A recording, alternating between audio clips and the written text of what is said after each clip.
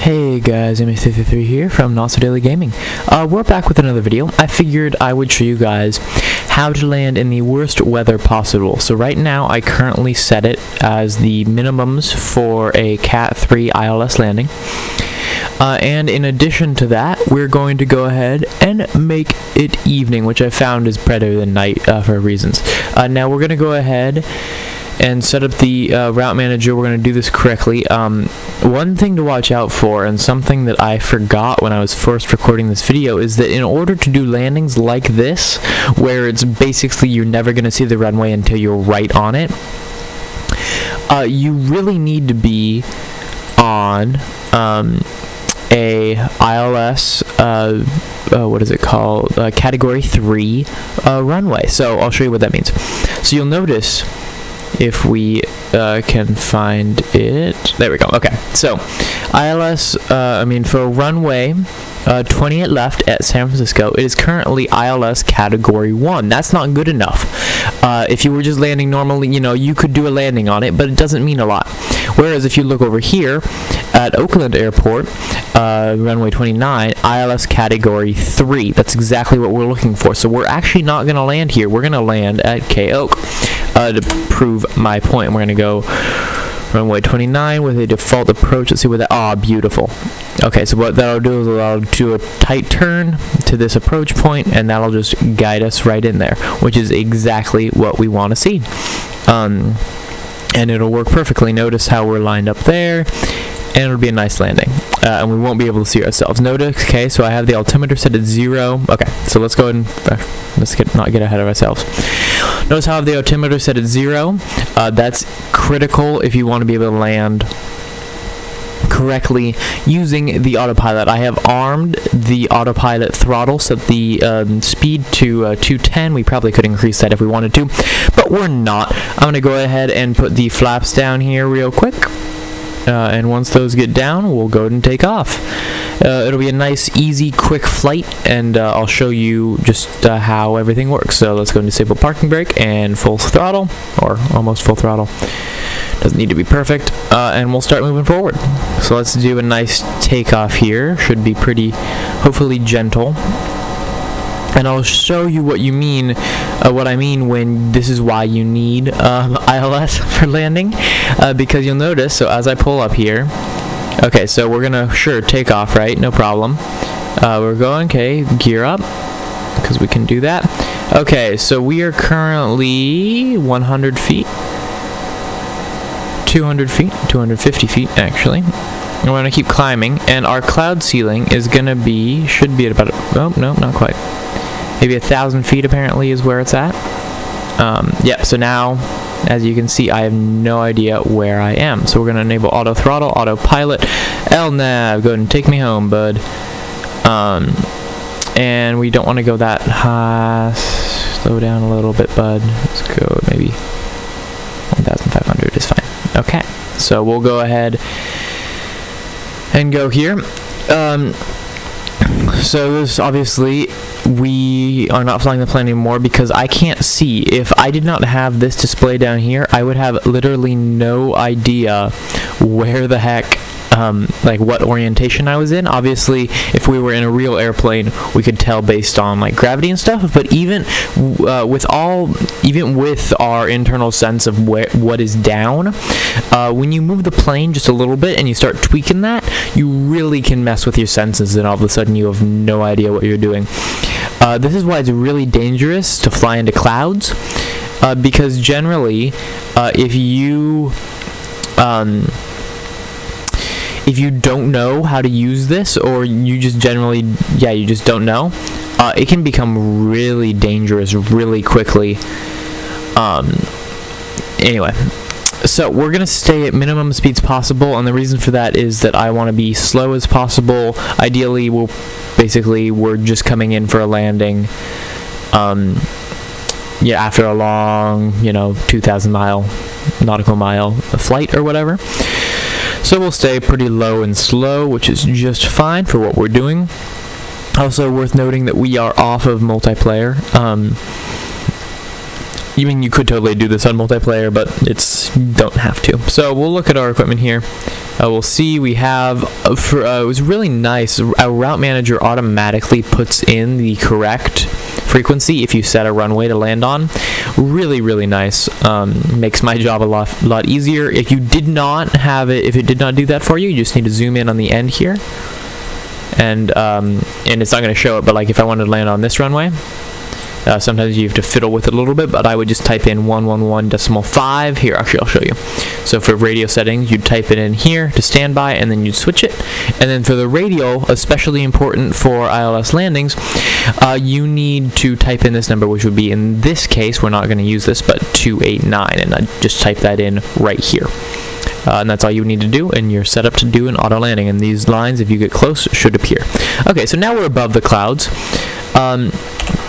which is looking really nice. And I mean, we can kind of see what's below. No, we can't at all. We can see some lights, but that's about it. If we look or turn around, we cannot at all.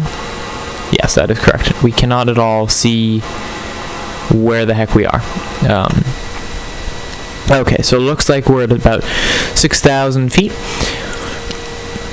With plenty of speed, we can actually, well, once we start turning, we'll slow down to 200 and then eventually go down. That's also important. You want to give it the most ideal conditions possible for a landing, else it's really not going to work very well. We can turn that on if we want to, although it really doesn't do anything at this point. So, this is the time where we'd say, hey, ladies and gentlemen, we're about to start our descent, and we'd want the no smoking and seatbelt signs to be on. Luckily, this plane has we don't need to worry about it. It has it all configured and ready to go. So we're still on LNAV. We're not going to, from this point onward, although a couple minutes ago we did not, but we will no longer be touching the controls at all. That is not necessary, other than one thing. Once you're on the ground, you will need to, and I'll explain that when we get there. So, we're about to approach our first approach waypoint, and once we do that, we'll go ahead and start slowing down to about 190 knots, 190 knots, which is plenty, and then we'll also decrease to about 4,000 feet above sea level, which is exactly where we should be. So this is nice. This is why it's really important towards the end of a flight to get that point. Alright, so we switched over to that waypoint because it's now highlighted in purple. So we're going to go ahead and slow down just a little bit to about 190 knots, which should be fine. And then we're also going to want to descend to about, we'll say 4,500 feet above sea level. That should be just fine. And we're going to use the flight level change. The reason for this is because in this instance, it's better to let the autopilot say, hey, you need to be at this speed, at this altitude, and at this rotation. And using flight level change, it automatically computes the best best descent plan, a descent path for the speed you want, as well as the heading and altitude. It really is really nice. So we're continuing to descend here. We could put down one more flap, which I'm actually going to do, and we'll start doing that, and we can even decrease a little more if we would like to, but we'll wait until we finish descending, which should be very soon here. We're noticing we're keeping the engines at a minimal. That's fine. We can decrease to about 180 now. That's about as low as we're going to need to go at this point. Okay, we're approaching 4,500 feet, which is exactly where we want to be. At this point, it's going to start being important to pay attention to these signs right here. Basically, this is telling us laterally, or horizontally, horizontally, if we're lined up with the runway. When that little diamond turns purple and is on that line, we are lined precisely up with the runway. This here is the glide slope, and not all runways will have this, but because we've tuned into that frequency I showed you earlier, and it's an ILS 3 runway, it's pretty much guaranteed, well, it is guaranteed to have it. So you'll see that diamond is moving in there, and then there's glide slope. If we're perfectly on glide slope, again, it'll be in the center right there. So as we're turning, We're slowly getting aligned. At this point, it's totally safe to go on localizer. Hey, what the heck does that do? Well, using the pre-tuned, actually, wait. Before I do that, localizer, it does the pre-tuned and it'll go right to that point. However, oh, it is too. Okay, so notice how it also puts in this radial, which is critical. And I don't have to do it, which is fine. Okay, so now we're going to actually descend to 4,000 feet. We'll go to 3,500 feet with a flight level change. And that's going to be critical if we want to intercept the glide slope. We should be at 2,000 feet at that point, so maybe we'll go even down lower. We want to intercept the glide slope as soon as possible here, and it'll give us on a good descent path. We can go ahead and put down another thing of flaps down to 15. And we're actually, so we're descending just fine now. We're a little high, unfortunately, but we can keep decreasing our speed, and that will help so we don't have to worry. We'll keep it up right about here for now, so we don't have to worry about going too far. So we're going to keep going and tell it, hey, hurry up, and let's get down to low. So it's telling us, if we look here, you'll see. So our touchdown point, that's what's saying, hey, this is your touchdown point. And do that. Okay, so now we have the glide slope. We're going to wait until, we're going to keep descending, and wait till it's just about in the middle, at which point we're going to go ahead and put approach on, and you'll see a couple things happen. Okay, we're at the point I'm going to go ahead and put approach on, and you'll see a couple things happen. Number one, doesn't really do anything, but it does say, hey, we are latched onto the glide slope. Once it latches onto the glide slope, and we kind of see the ground here, but again, we would have no idea if it weren't for this. What are we doing? Okay, it's saying, hey, current speed, that's fine. We're going to go down to this speed. We're going to put, okay, so we're just about there. At this point, it's about 2 miles till touchdown, and the reason for that is it's about 5 miles till touchdown, so we have a little bit of time, and we'll wait. But as you'll see here, okay, engines are doing fine, we're at a perfect speed. It's telling us, hey, let's put the gear down. Let's do that. Once we have the gear down, notice, boom, so you have to have the gear down, and then it says land 3, rollout flare. Land 3 means that it's basically going to do the whole entire landing for us. So it'll roll out, meaning, well, actually, number one, it'll flare, but just before touchdown, it'll pull up a little bit to guide us gently onto the runway, and it will roll out, meaning it will try and keep us as much as possible on the center line of the runway. Before we land, we're going to press the equals sign key, and that arms the speed brakes. Alternatively, you could just press Control B, do the same thing. And then we're going to turn on our auto brake to level 3 because I feel like it. So notice, normally actually you wouldn't see the runway. I'm not sure, I think it's a glitch in the weather software for Flightgear, but basically you would be flying blind at this point. You have no idea where the ground is. You wouldn't be able to see the runway lights. And this is why you use this. So this is going to be a really nice landing. And we'll watch that in action. We'll do it from the cockpit, and then we'll do an instant replay and take a look from the ground once we have landed. Alright, so it's doing a pretty good job of keeping us on glide slope. This is our radar altimeter here, by the way, and it shows us, hey, this is how we're looking for thing, and that's matching up almost perfectly with the one over here, which is a good sign.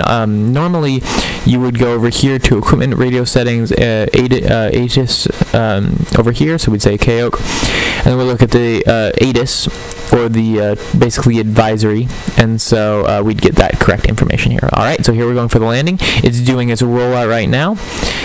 We'll see what happens. Okay, we're not quite on the center line of the runway, but we're doing just fine. We're about to touch. Okay, we just touched down. I'm going to go ahead and press delete here and set the reverse thrusters and go to about full throttle. A little less than full throttle. It doesn't need to be perfect. And once we've gone below 60, it's dangerous actually to have the reverse thrusters on, and so we're going to turn those off. And turn those off, and we have successfully landed. That was, ladies and gentlemen, and I can disconnect the autopilot right here.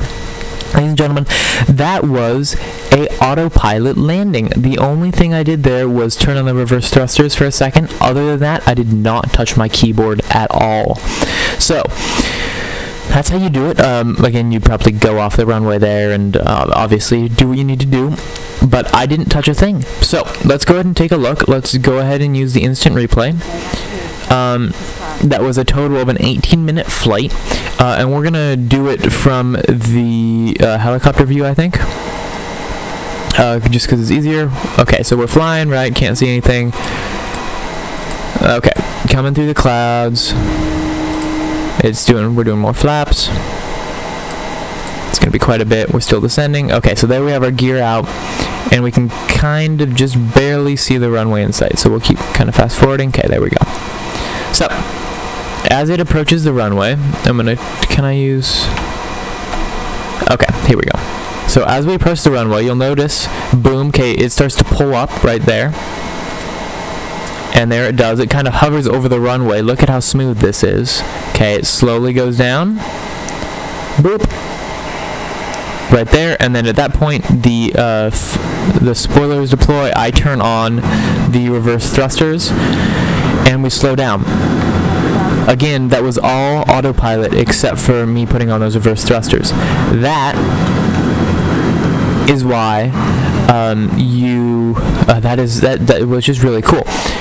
We can land a plane basically full autopilot in the middle of a storm. If I had wanted to, I probably could have put it on, let's see here, thunderstorm, if I wanted to. And it would have done it just fine. Again, strong gusts, that's where it kind of runs into some problems, but it does okay. And again, category 3, once you see that land 3, you are guaranteed, at least in an actual plane, it is guaranteed to land you, which is really pretty cool. So, thank you guys all very much for watching, and I will see you guys next time. Thanks. Bye-bye.